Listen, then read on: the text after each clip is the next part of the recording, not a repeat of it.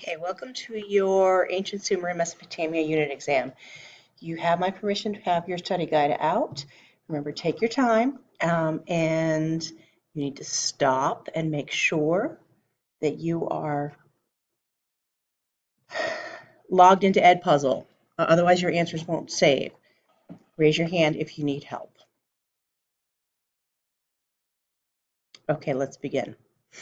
Don't forget to pause and really think about your answers.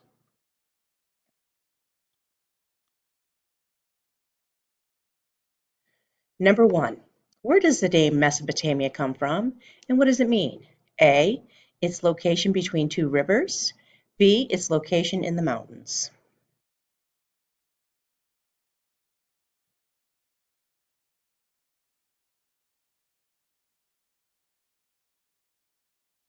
Number two, why were Sumerian communities called city-states? A, the communities all depended on each other for water. B, the communities had their own ruler and farmland. Number three, how did the environment of Sumer impact the civilization living there? A, the geography was hilly and dry with many stones. B, the geography was low and flat with very little rain.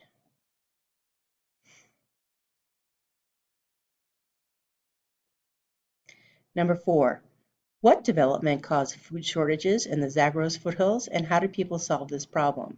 A, the climate was changing, they constructed reservoirs. B, the population increased, they moved to the south.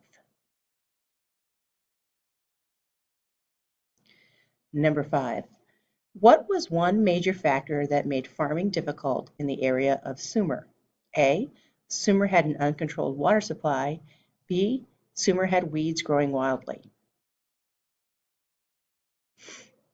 Number six, why did Sumerian rivers flood in the spring and how did the people control the flooding? A, Sumer experienced heavy rainfall, they built dams and reservoirs. B, snow melted in the mountains, they built dams and reservoirs. Number seven, why were levees built in ancient Sumer? A, levees were built to protect villages from attack. B, levees were built to prevent floods. Number eight, why did the irrigation system become clogged in Sumer and how did the villages cooperate to solve this problem? A, weeds were a problem. The villages divided up the weeds amongst each other. B, silt was a problem. The villages depended on each other to keep the systems working. Number nine, Sumerians building strong walls of mud is an example of which theme of geography? A, location. B, human environment interaction. Number 10, what innovation helped the people of Sumer protect their city from attack? A, the construction of levees. B, the construction of moats. Number 11, what two types of communities did ancient Sumer transition between from 3000 to 3500 BCE? A, villages transitioned into self-governing cities. B, villages transitioned into bands of hunters and gatherers. Number 12, what does it mean for society to have a stable food supply? A society should give the food to the king. B, a society should have enough food for its people. Number 13, what invention most affected the food supply in ancient Sumer?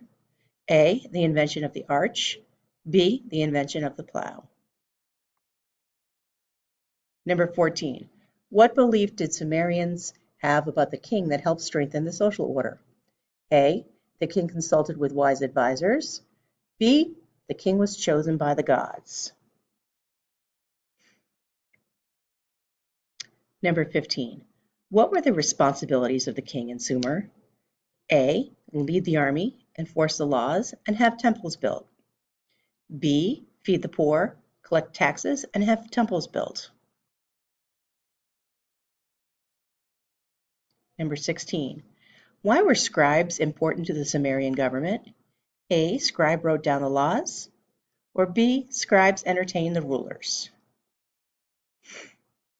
Number 17. How did the Sumerian people express their religious beliefs? A, they built ziggurats. B, they buried their dead. Number 18. What evidence shows that Sumerians lived after the Stone Age? A, Sumerians made metal tools. B, Sumerians used wooden plows. Number 19. Which invention made it possible for Sumerian armies to use chariots? A, the invention of the sword. B, the invention of the wheel. Number 20. Which innovation added strength and beauty to Sumerian buildings? A, building arches to make construction more unique. B, painting glass with different colors. Number 21. What evidence found by archaeologists shows that Sumerians were not prehistoric? A, Sumerians had written records. B, Sumerians built ziggurats. Number 22. Why would the Sumerian cuneiform be important to a historian? A, cuneiform was a tool the Sumerians used. B, cuneiform was a written record of Sumerian events. Number 23. What was a problem caused by Sumerian city-states' independence from one another?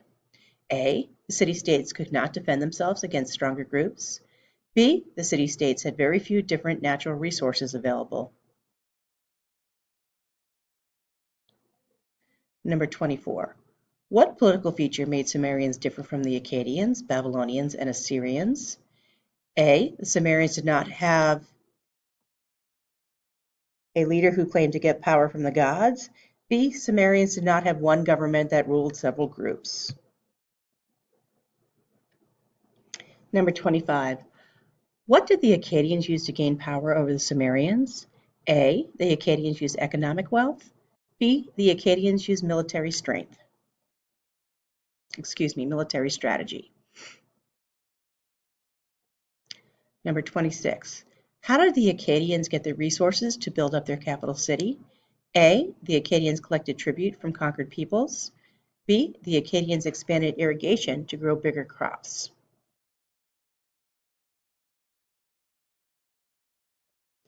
Number 27. How is Hammurabi best remembered? A, Hammurabi created a code of laws. B, Hammurabi created a style of battle. Number 28. How was the legal system of Babylon more advanced than that of other societies at the time? A, their system gave women and slave rights. B, their system put an end to slavery forever.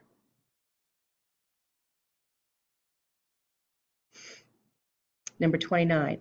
What was the purpose of Assyrian aqueducts? A, the aqueducts brought water to the city. B, the aqueducts let boats pass between rivers. Number 30. What was the purpose of Nebuchadnezzar building 2 walls, some towers, and a moat around his capital? A, he wanted to protect the city from attack, or B, he wanted to make farmers stay outside. Number 31. What was a problem that all 4 Mesopotamian empires faced? A, the empires couldn't control such a large area. B, the empires couldn't trade with other empires. Number 32. How did the location of the cities on the map affect trade? So let's look at all the purple dots here. If you notice, they all have one thing in common except for this one. They're all located on rivers. So is it A, the surrounding desert made travel easier, or is it B, they used rivers as transportation? Number 33. Based on the map, how are these civilizations able to benefit from their location?